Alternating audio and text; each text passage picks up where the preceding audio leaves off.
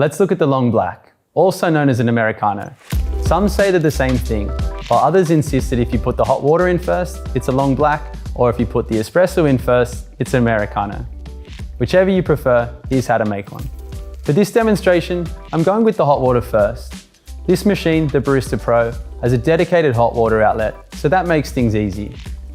Start by placing a cup or glass around 5 to 6 fluid ounces or 150 to 180 mils under the hot water outlet and fill to just above halfway, like this.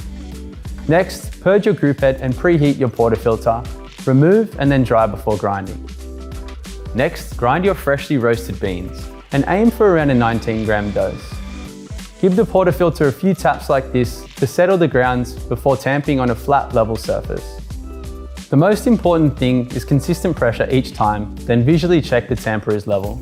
Use the razor tool after tamping to ensure you have the correct dose. It precisely controls the height of the tamped coffee, a critical variable.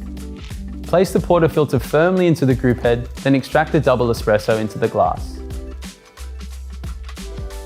What we're looking for is a flow that looks like warm honey. At this point, I recommend stirring to get a better integration of balanced flavors. I've aimed for a 2-to-1 ratio of espresso to water, but this will vary depending on your taste preferences. Enjoy.